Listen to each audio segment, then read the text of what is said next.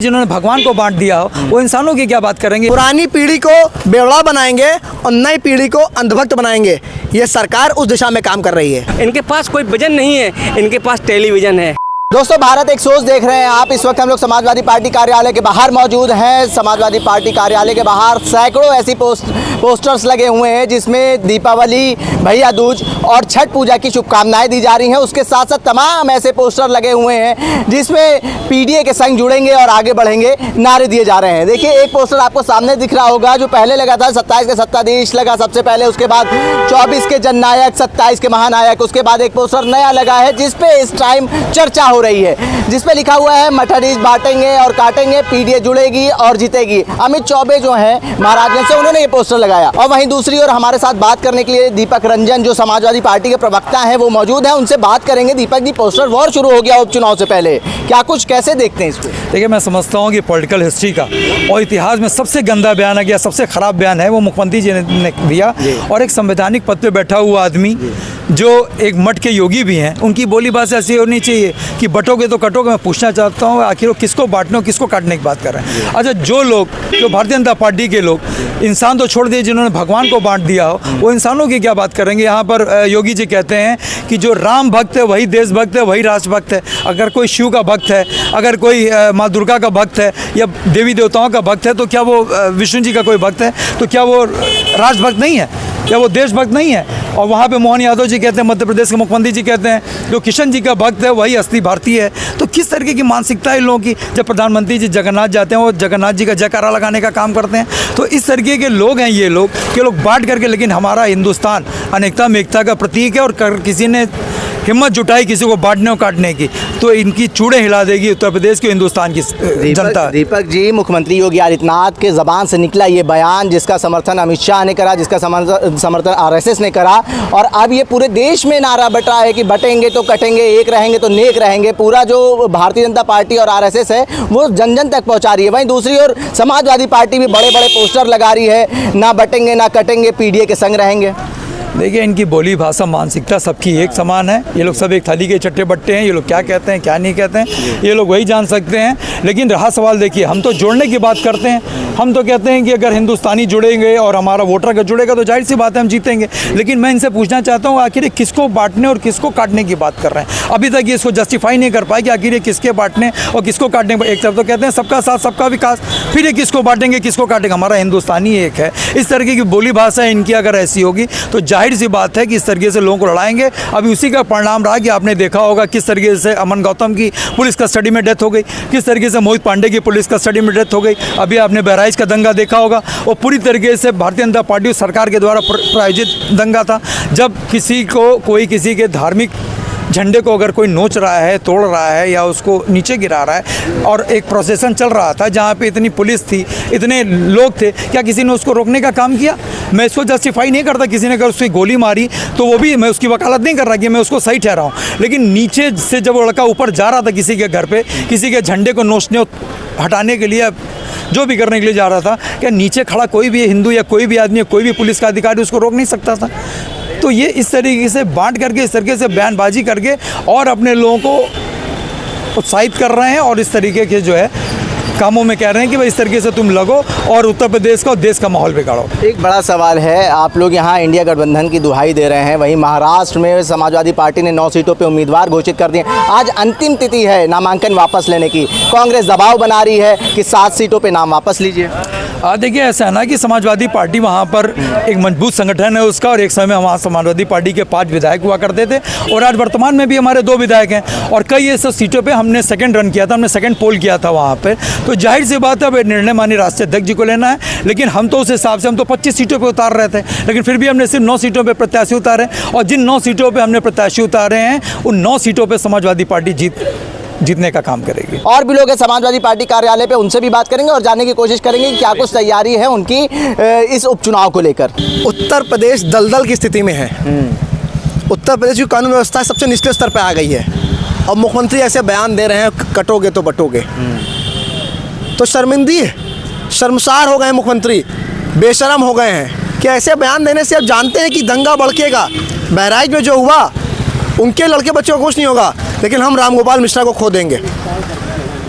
लखनऊ में custodial death होती है, मोहित पांडे को खो देंगे, अमित शाह का बेटा सुरक्षित है, लेकिन नौजवान जो गरीब मजदूर है वो अपने बेटे को खो देगा इस दंगे में। और मुख्यमंत्री ऐसे बयान देने में पीछे नहीं हटते हैं। और उत्तर प्रदेश के उपचुनाव में प्रदेश की जनता चुनाव लड़ रही है और उनसे सवाल कर रही है कि कानून व्यवस्था हो, चाहे रोजगार हो, चाहे शिक्षा हो, चाहे स्वास्थ्य हो, सवाल तो हम करेंगे, जवाब मुख्यमंत्री को देना होगा। और मुख्यमंत्री मेरे साथ चुप बैठ चुके हैं, चुप्पी साध चुके हैं।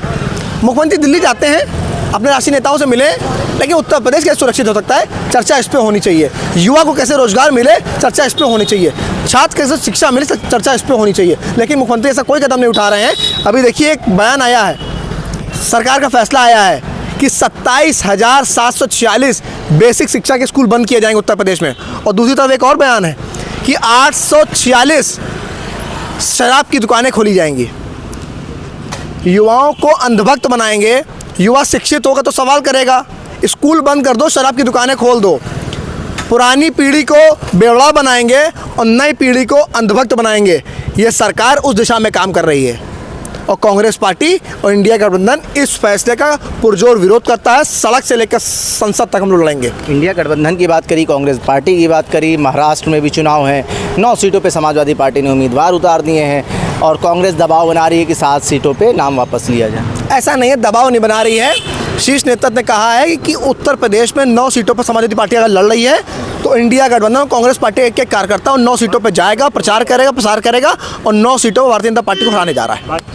महाराष्ट्र में क्या कुछ चर्चा हो रही है? महाराष्ट्र की बात कर रहा हूँ कि समाजवादी पार्टी ने 9 सीटों पे उम्मीदवार उतार दिए हैं महाराष्ट्र में और कांग्रेस दबाव बना रही है कि 7 सीटों पे नाम वापस ले लीजिए। देखिए, महाराष्ट्र और झारखंड दोनों जगह चुनाव है, दोनों जगह इंडिया गठबंधन जीतने जा रहा है। हम लोग का मेन फोकस है संविधान और लोकतंत्र कैसे सुरक्षित रहे। सत्ता आए चाहे ना आए, संविधान और देश रहना चाहिए। गठबंधन में खटास तो नहीं आ रही है? कोई खटास नहीं, खटास भारतीय जनता पार्टी और एनडीए में है। ठीक है, और भी लोग हैं, इनसे भी बात करते हैं। पीछे से बोल रहे हैं, आप सामने से बोलिए, क्या कह रहे थे? ये कह रहे हैं उस शीर्ष नेतृत्व दोनों पार्टियों का मिलकर इंडिया गठबंधन का तय कर लेगा। इंडिया गठबंधन मजबूती के साथ खड़ा हुआ है और इस उपचुनाव में भारतीय जनता पार्टी को जो है पूर्ण रूप से सफाया करने उत्तर प्रदेश का जो 9 सीटों पे होने जा रहा है, क्योंकि बेरोजगारी वही है एज इट इज़ जो मुद्दे पहले थे। 2024 के लोकसभा चुनाव में जिस तरीके से संविधान और आरक्षण के साथ भारतीय जनता पार्टी जब से आई खिलवाड़ कर रही है, उसी मुद्दों को लेकर आगे बढ़ रही है। उत्तर प्रदेश में लगभग जो भी भर्तियां हुई हैं, पेपर लीक हुए हैं, बेरोजगारी चरम सीमा पर है, महंगाई चरम सीमा पर है, कस्टोडियल डेथ में यूपी नंबर 1 है, फेक एनकाउंटर लगातार हो रहे हैं। नेशनल ह्यूमन राइट कमीशन ने लगातार जो है उत्तर प्रदेश सरकार को इन मुद्दों को नोटिसेस दी हैं। तो भारतीय जनता पार्टी पूरी तरीके से फेल है, इसीलिए पोस्टर वार की जो है राजनीति के माध्यम से देश के मुद्दों को भटकाने की कोशिश कर रही है। लगभग पूरे देश में ऐसे पोस्टर लगेंगे, बटेंगे तो कटेंगे। देखिए, भारतीय चुनाव हो चाहे ना हो, लेकिन वहाँ पोस्टर नजर भारतीय जनता पार्टी की प्रयोगशाला जो आरएसएस है, हमेशा से देश को तोड़ने का काम किया है।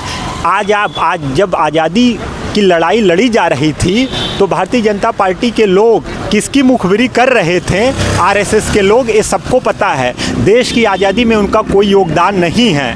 और रही बात, ये 400 सीट जीतने का दम बांध रहे थे और उत्तर प्रदेश की मैं उस महान जनता का धन्यवाद देना चाहता हूँ जिसने पीडीए के फॉर्मूले पर इनको पूर्ण रूप से सफाई कर दिया है और उत्तर प्रदेश का नौजवान, किसान, बेरोजगार, युवा इस उपचुनाव में भारतीय जनता पार्टी को हराएगा। देखिए, जो जिलाधिकारी हैं इस समय उत्तर प्रदेश में, वो भारतीय जनता पार्टी के जिला अध्यक्षों को काम कर रहे हैं।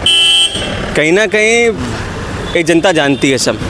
जो आपने अभी कहा कि सत्ता पक्ष का चुनाव होता है, पुलिस, डीएम, एसपी, नमस्कार। अरे सर नमस्कार, ये सबके नमस्कार। ये सबके सब जो हैं कहीं ना कहीं भारतीय जनता पार्टी के लोगों का सहयोग करेंगे, ये जानते हैं हम।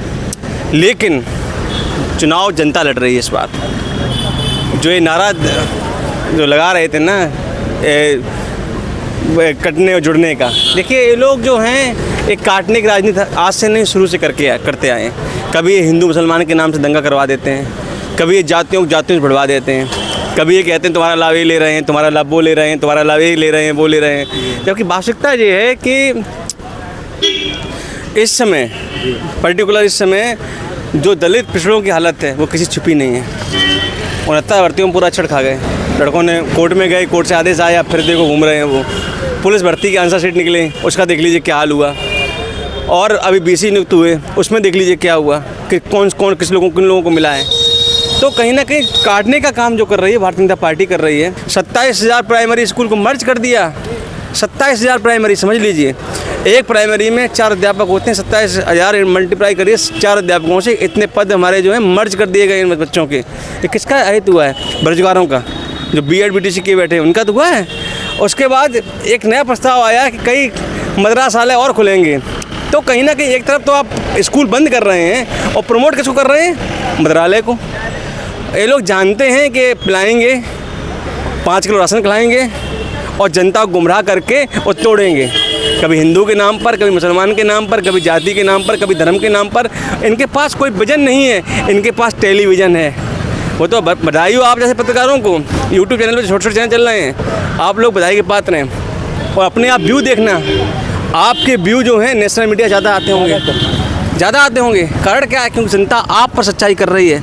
ये टेलीविज़न जो बड़े बड़े चैनल हैं इन पर नहीं चल रही, क्योंकि इन्हें पता है अडानी अंबानी गुलाम है, और अडानी अंबानी के गुलाम कौन कौन लोग हैं सब जानते हैं। भारतीय जनता पार्टी एक तरफ पोस्टर लगा रही है, ना बटेंगे तो कटेंगे, एक रहेंगे तो नेक रहेंगे। वहीं दूसरी ओर समाजवादी पार्टी कार्यालय के बाहर लगभग सैकड़ों पोस्टर ऐसे लगे हुए हैं जिसमें दीपावली, भैया दूज और छठ पूजा की शुभकामनाएं दी जा रही हैं। और सैकड़ों पोस्टर ऐसे भी लगे हैं जिसमें ये लिखा गया है PDA के संग रहेंगे, ना बटेंगे ना कटेंगे। पोस्टर वॉर जो है वो साफ तौर पर जाहिर हो रहा है। इससे बड़ा पोस्टर वॉर शायद इससे पहले कभी हुआ हो। दूसरी ओर अगर हम बात करें बयानबाजी, जो तमाम नेता हैं एक दूसरे के ऊपर आरोप प्रत्यारोप लगा रहे हैं, उसको भी देखते हुए कहीं ना कहीं ये उपचुनाव जो है वो 2027 विधानसभा चुनाव से पहले सेमीफाइनल के रूप में देखा जा रहा है। भारत एक सोच के लिए आकिब मिराज खान, लखनऊ।